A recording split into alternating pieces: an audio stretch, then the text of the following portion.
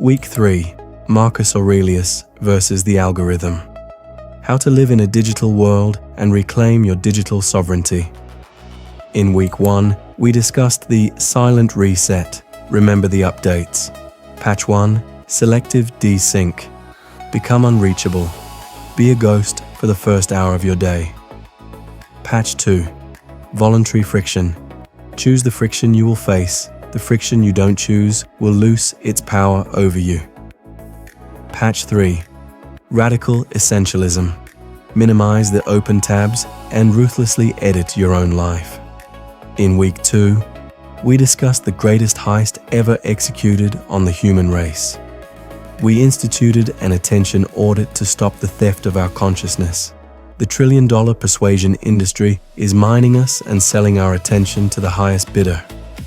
The traits that were once essential to our survival are now the primary attack vector for these criminals. Protect the citadel. Focus only on things we can control. Apply a grayscale shift. Institute a threshold guardian and choose when you will pay the input tax. This week we focus on your digital sovereignty. We are moving from how they hack you to how you rule yourself. We are currently living through the most sophisticated siege in the history of our species. It isn't a siege of city walls or borders, but a siege of your inner state. 2,000 years ago, Marcus Aurelius ruled an empire that was physically under attack from every direction. He dealt with the Germanic tribes on the Danube, a devastating plague in the heart of Rome, and a betrayal by his closest general. Yet, when he sat down at night to write to himself, he didn't write about troop movements or tax policy. He wrote about the battle for his own mind.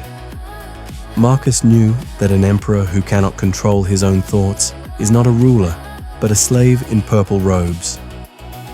Today, you are the emperor of your own digital domain. Your phone, your feeds, and your AI agents are your provinces. But if you are reacting to every notification, if you are outraged by every headline, and if you are scrolling until your eyes burn, you have lost your sovereignty. You have abdicated the throne. Today we apply 5 specific lessons from the meditations to the digital chaos of today. This is how you reclaim your digital sovereignty. Lesson 1. The power of no opinion. Marcus once wrote, "You always own the option of having no opinion.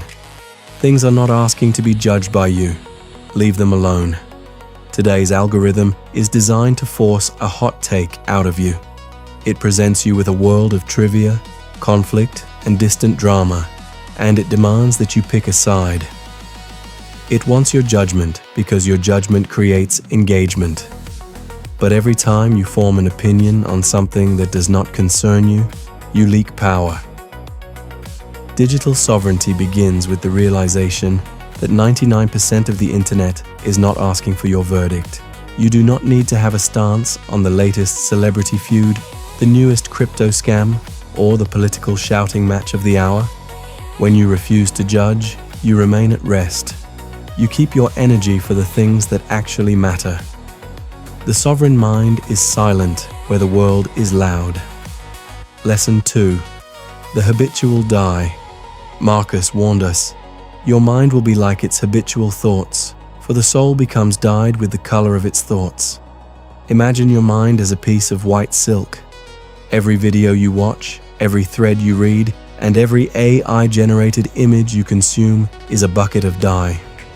If you spend your day submerged in the dark, muddy waters of outrage, fear, and comparison, your soul will take on that color. You cannot spend 6 hours a day in a digital gutter and expect to have a palace in your mind. Sovereignty requires you to be the gatekeeper of the dye. It means recognizing that your feed is not just entertainment, it is a chemical bath for your consciousness. If the color of your thoughts is currently gray, anxious, or bitter, look at your habitual digital diet. Change the input, and you change the soul. Lesson 3. The inward retreat. In a world of constant connectivity, people often dream of getting away from it all.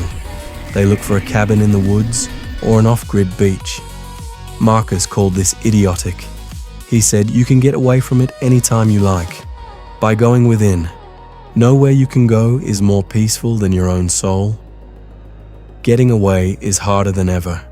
The noise follows you to the mountaintop through your pocket. Digital sovereignty is the ability to find a silent mode that doesn't require a flight. It is the practice of the inner citadel. It means that even in the middle of a chaotic workspace or a crowded digital feed, you can retreat into your own reason. You are not waiting for the world to be quiet to find peace. You are carrying the quiet with you. Lesson 4. Objective judgment. The algorithm thrives on vague anxiety. It presents events as catastrophes to keep you clicking. Marcus taught us to strip things to the base, to see them for what they really are. He famously described expensive purple robes as merely sheep's wool, dyed with the blood of a shellfish. That viral breaking news alert? It is just a sequence of pixels designed to trigger your adrenal glands. That limited time digital offer? It is a line of code exploiting your fear of missing out. When you strip the digital world of its emotional labels and see it as raw data, it loses its power to disturb you. You see the shellfish blood for what it is, and you remain unimpressed. Lesson 5. Dealing with the insane. Marcus reminded himself every morning that he would encounter the ungrateful, violent, and treacherous. He didn't get angry at them. He realized they were simply insane, unable to tell good from evil. The digital world is a gathering place for the insane. You will encounter bots, trolls, and people who have been completely consumed by the algorithm's rage. If you fight them, you become them. Digital sovereignty is the ability to walk through the digital form, see the madness, and remain a rational animal. You do not owe the insane your peace of mind. You treat them with the same indifference you would treat a thunderstorm. It is there, it is loud, but it does not change who you are. These times will not get quieter. The machines will not stop trying to harvest you. The only thing that can change is the quality of your rule. You have clear title to one thing only: your own mind. Reclaim your provinces. Refuse the bait. Rule your digital domain like a Stoic. This is the Silicon Stoic. Stay focused.